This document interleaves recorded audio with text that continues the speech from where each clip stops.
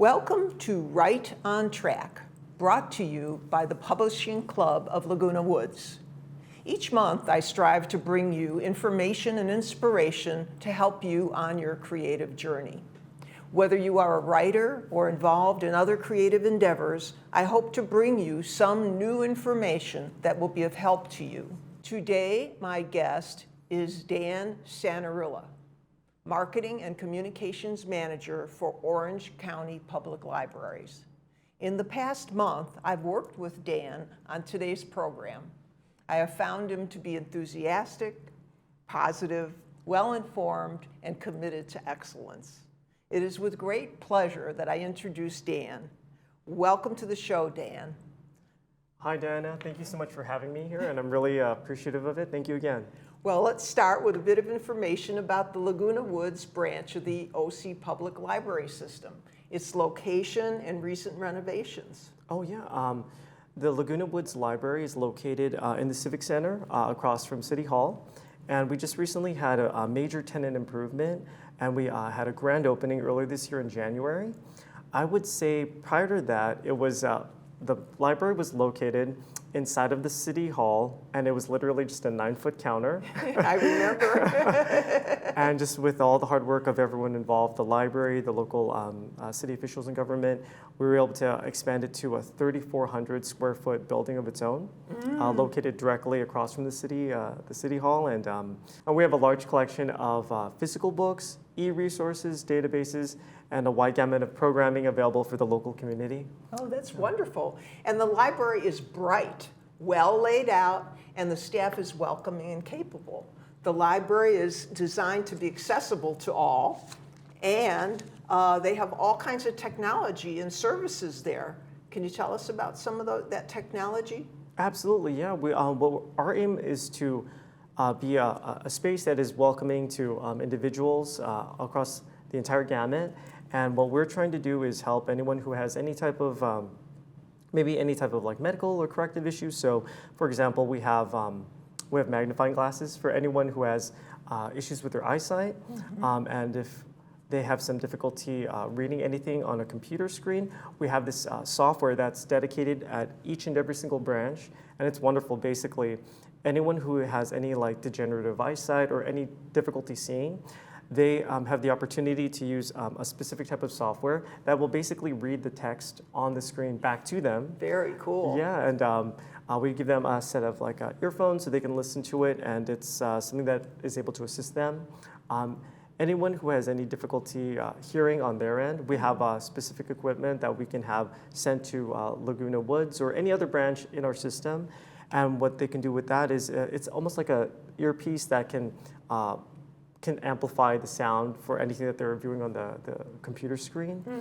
And then I would say also, and this is a really cool feature, is that for your audience listening, if you have any loved ones or family members who have difficulty hearing, or they need someone to conduct ASL or American Sign Language, we have interpreters that we can have at any program in our system. So for example, if you have someone who has difficulty with that, and then they want to attend, like, let's say, a story time for their grandchildren, and they have that difficulty.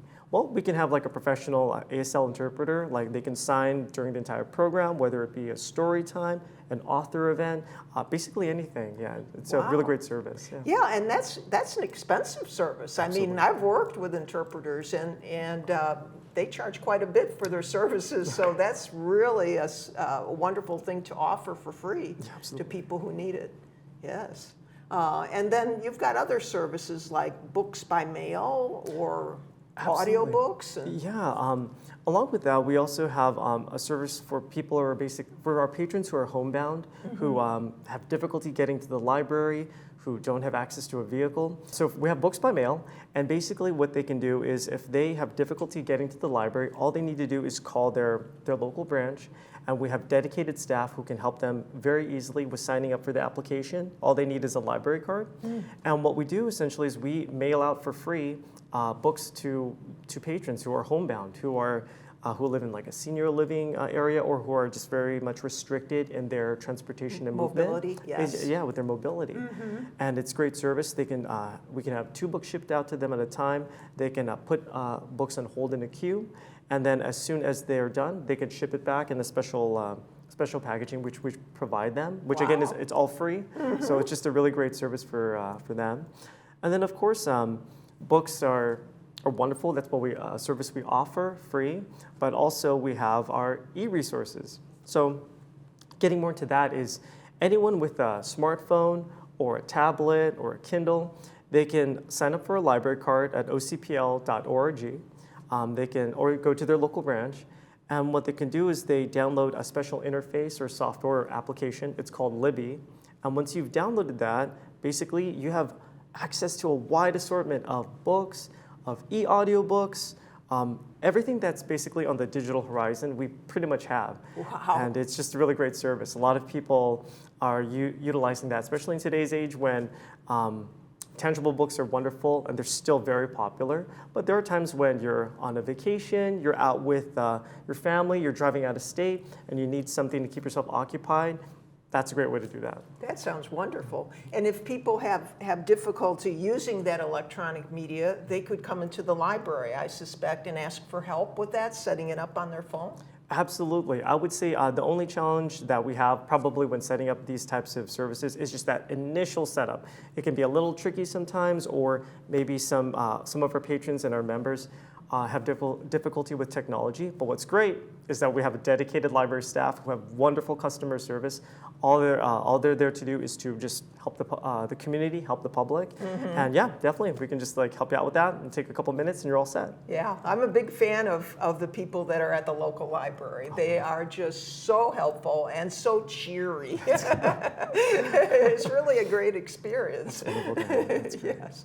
Well, and they taught me about self-checkout, which was also like, wow, this is really easy. Of course, some people may be intimidated by that system, but I think for those of us who want to just get in and get out quickly, it's a wonderful offering that you have there. Absolutely. You know, at OC Public Libraries, we are entrenched in the community. We want to provide resources to the public and really help everyone out. But I would say also we want to be very efficient.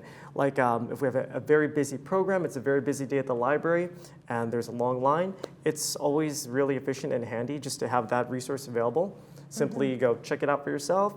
In and out, it's very simple. And if it's your very first time, again, we always have a dedicated library staff who are willing to help you, and with a smile on the face, want to help you out with that. Yes, So, yes. In fact, once I went in and the screen was like really big. It was set large, and I was like, I don't know how to do this. The lady just came and she used her fingers and made it. So, and she didn't like make me feel bad or anything. That's awesome, It was just man. very helpful. That's great. That's Very, wonderful to very hear. helpful, yeah. So I'm amazed. I'm amazed at all the resources that are available at that library, and through the OC system as well. Yeah. It's just, and so whether you're a writer or whether you're just looking for valuable resources, think about the OC library, because not only do they have books and help, but they also have things like helping you prepare for your DMV test. And Discover on and Go. Could you tell people about that? Absolutely, yeah. For the California DMV test, it's just such an integral part of, I would say, the audience watching today, and my family included. There are members of the community who have to renew their licenses. They have to retake a test just to make sure that they're certified and qualified to drive a vehicle safely. And you know, a lot of times we would get inquiries and questions regarding preparation for that. So other than driving to your local California DMV, which can be sometimes very inconvenient, we have that resource readily available online, and it's wonderful. Basically, we have multiple practice tests that people can take. Cool. Answers at the very end, obviously, so that there's no cheating. And then I believe we also offer it in other languages. And it's just a really great resource to have, something you could practice with. and make sure that when you're ready to take the actual test, you're going to pass with flying colors and be okay. Yes. Yeah, and then for Discover and Go, that is a wonderful resource we have, not only for members of just the audience here, but I would just say for any citizen in the County of Orange. Basically, it's a partnership that we have. The library makes with different various nonprofit groups and some for-profit groups, but basically it's discounted tickets, or in some cases free tickets to some really fun events. Like, for example, the Aquarium of the Pacific down in Long Beach, they'll have like discounted tickets for the entire family. So if you ever want to take your grandkids or something, it's just a really great service. Also locally, we have the Laguna Art Museum. That's our brand new partner that we recently established. Wow. And I think they have like really wonderful just pieces of art and history, something that like any member of the local community can enjoy. But again, if you just go to our website on ocpl.org, you'll see the entire list of partners and just all the different resources we have to offer. So that'd be great. Yeah, and then there's things like LA Times, Oh, yes. New York Times.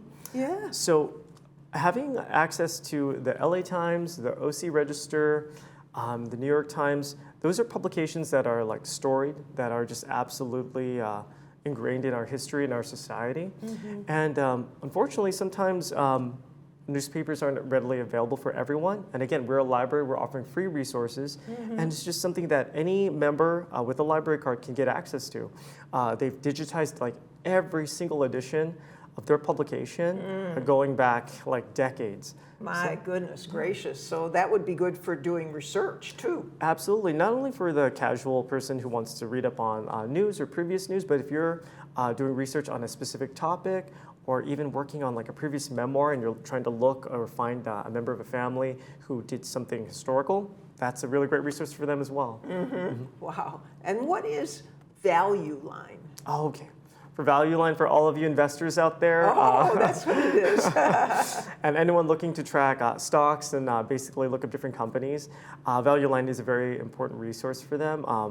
I would say that having the physical access to the book was always sometimes be a challenge at different libraries. Some libraries would pick it up and others wouldn't, but I would say that having it available for free online for any type of investor is wonderful. Oh, yeah. So you're saying that with Value Line, you can get information about specific stocks or even companies that like, I forget what it's called when you subscribe to a company that buys a group of stocks. Yeah, exactly. They have access to that information and also previous performance of how the stocks had done prior to that publication. So it's basically really great for any type of investor, and for the audience listening today. Of course, you're investing for retirement, for a nest egg, for future inheritance, or a windfall for someone else. This is a great resource for anyone, I would say. Yeah. And is it like up to date? Like every day it changes? So that's the great part of having it be digital, is that it's constantly up to date. Made sure that it's an e-resource that is available for everyone, that is up to date. Yeah. Wow, very cool. So, and then there's those people, as you kind of mentioned before, who do historical fiction or memoirs or nonfiction where they need resources. And I understand you have several options for that. ProQuest is one of them. Yeah, absolutely. ProQuest is our primary database that we have available for our members. And anyone looking to do specifically, I would say also any type of academic, peer-reviewed research, it's wonderful. There are so many filters within that database. You can literally go back as far as several years. You can limit the resources to the most recent within the past, like I would say 12 months. You can make sure that everything is either peer-reviewed, meaning like members of the academic community have looked over the materials, have made sure that it is that the data and everything that's been researched in it is thorough and very not only condensed with a very rich number of facts, but also just double-checked and fact-checked by academic professionals. Yeah. So in a case, like if somebody were going to try to use that, though, I know that many people really don't know much about search terms. Yeah. Would people at the library be able to help with that? Absolutely. I would say, Dianna, that's our specific training, like just helping people get access and look up information. So absolutely, if they're not too familiar with how to use the filters, or understand what a peer-reviewed journal is, or they don't know what specific document, or it also has access to images and videos, they don't know how to navigate those clips. Any of the library staff are more than willing to help them navigate that and teach them, more importantly, so that once they learn how to do it themselves, they could conduct their research at home, even if they have access to a computer or any other device. So are they just on ProQuest, is it just the abstract or is it the entire article? That's what's great about it. You can limit it to get the entire article. So instead, and it's free. You know, you go online sometimes. Yeah, you look up something on Google Scholar or any other search engine, and then when it comes up, you hit a paywall where it's like, oh, please play us $19.99, and like, which has been frustrating for some people I've helped in the past, who are conducting research at an academic level, like college students, high school students, and it was just so great to show them this resource and just show them that it was free. So Yes, yes. And you have a National Geographic virtual library. Absolutely, yes.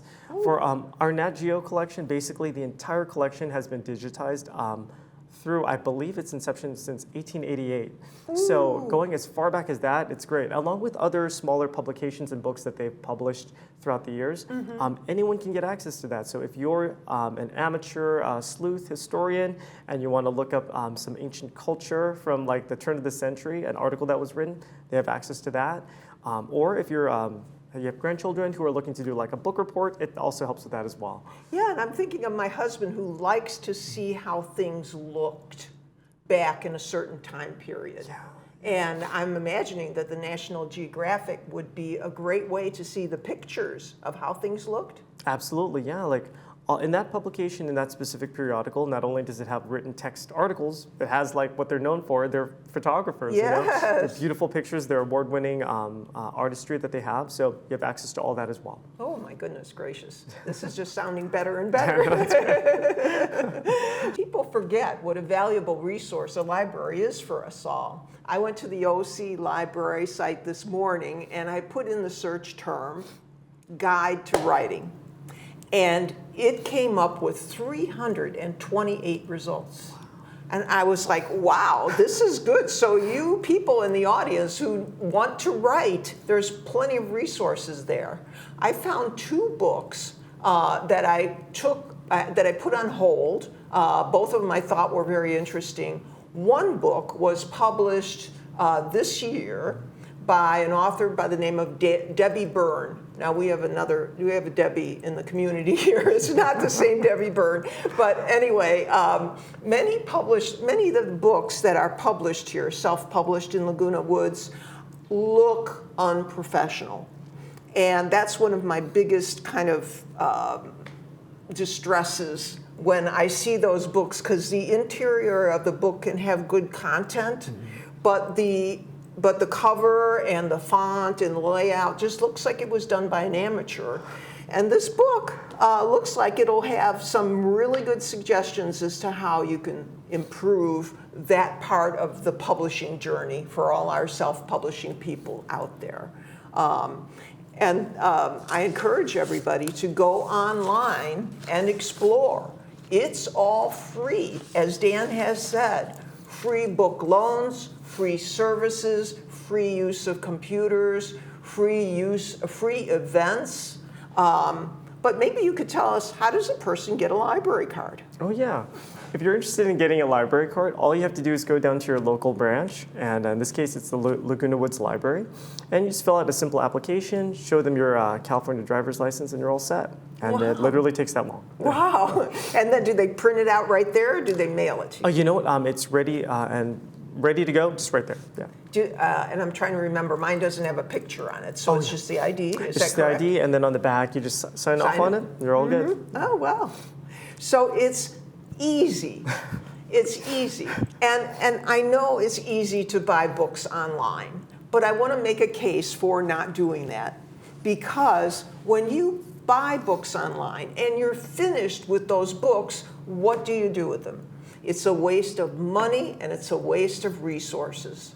When I moved from Chicago to Laguna Woods, I had over 900 books in my library.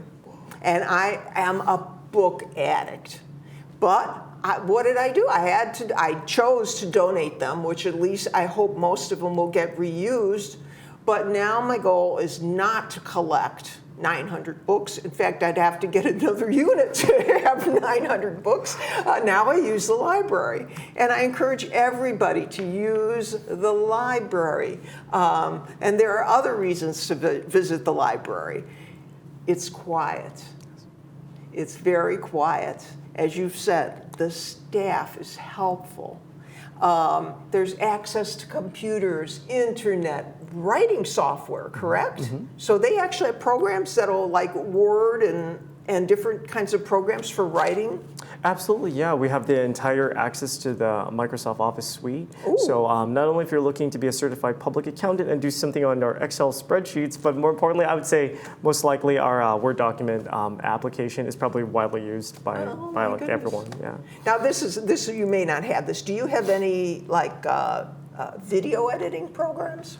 You know, not at every single branch, but I would say at the Tustin Library they have something special. It's called our OC Memory Lab, and this is an awesome resource. Yeah, so there's a video editing technology there. You'd have to drive down to Tustin to get access to it, or we actually have an option where we can request that material be transferred to our local branch here in Laguna Woods. Mm-hmm. And I would say for video editing down in Tustin, we can get access to that. Mm-hmm. One of the coolest things that we have for the OC Memory Lab is digitization of home videos. So I got to tell you about this, Dianna. So please. This is really cool. Like, yeah, I've had family before who've had VHS tapes or further back than that, 8mm, like film reel, mm-hmm. and that degrades over time, unfortunately. Mm-hmm. And what you want to do is like when you digitize something like that, you preserve that for not only yourself but future generations to come. Your family members 200 years from now will be able to see like the life you've led growing up as a child in this country. It's amazing. Mm-hmm. Now, unfortunately, that service is expensive. It costs a lot of money to go to a private vendor, give them those materials, and you'll drop, I don't know, anywhere from like several $100s to get this digitized depending on how much footage you have. Mm-hmm. You can do this for free at the library. Oh my goodness. and if you can't make it down to Tustin, that's fine. We could have it again shipped over to our local branch. Mm-hmm. And not necessarily the video editing, but at the very least we could have the materials you want digitized. And it's free. You save so much money doing that. So. Yes, my goodness. So besides all that, you have community networking events. Absolutely, yes. So for the Laguna Woods Library, we have our in-person book club, which is the third Tuesday of every month, starting at 3:30 p.m. And then we also have our virtual story time, which is every third Monday of the month, and it's starting at, I believe, 2 p.m. So other than those events, we also have major author events coming along the horizon. So on July 12th, we have major author Daniel Silva, who will be speaking at an author event at the Norma Herzog Community Center down in Costa Mesa.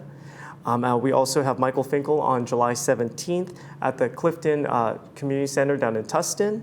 And then we have Peng Shepard on July 18th, again at the Norma Herzog Community Center down in Costa Mesa. So those three events are really huge, Dan. I just want to let you know that they are big name authors, yes. Best-selling award-winning authors that we're going to have available to the public. Mm-hmm. And it's just so important to promote literacy at any age yes. to the entire community.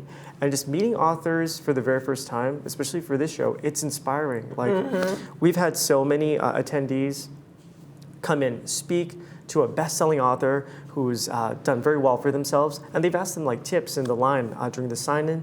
They'd say like, what tips would you give me for like an aspiring writer? Or like during our Q&A, they'd ask very specific publishing questions in some cases. Mm-hmm. So it's a great opportunity to get out, and if that is your goal and the goal of this audience who's watching, it's a great resource for them to have. Sure, to see a real, very successful author. Absolutely, yeah. You almost feel like if you're just in the same room with them, maybe there'll be some magical effect. And then for those who are a little more maybe introverted, there's drop-in stitching. Yes, absolutely, you're right. We have the drop-in stitching program, so basically it's every Monday at 10 a.m., And it's great, like we have staff members who will teach people how to do any type of needlework, but it's also just a community gathering place, a place for you to get together and socialize. So it's a wonderful resource just to make new friends and meet members of the community who share a love of literacy, just like you. Mm-hmm. Yeah. And so then there's also events you've got with the Theater Guild. Of course, yes. And then there's the Mac Club and TOPS, where you interact with them too. Yeah, for the Mac Club and the TOPS Club, the local clubs here in the community, we have library staff members who are basically going to do outreach for those individuals, and they're going to show them all of our e-library resources. So not only take them through our audiobooks, e-audiobooks, everything that we have available there, just answer some general questions about the library as well. And then I would say for the local theater guild, yes, they're having two major events at the Laguna Woods Library I'd like to let you all know about. On July 9th, they're having a performance of called The Panoply of Plays. And then on August 13th, they're having the last voyage of Steamboat Malta. So please come out to the community and come see that. Yes, Yeah. I support the Theater Guild and the Old Pros, so very happy to hear that. Well, thank you. That concludes another episode of Right on Track, brought to you by the Publishing Club of Laguna Woods. Look for this show on Mondays at 10:30 a.m. and Thursdays at 4:30 p.m. right here on TV6. Thanks to Dan for coming out and doing this presentation, and the staff here at TV6. And may you follow your dreams with passion, persistence, and faith. See you again soon.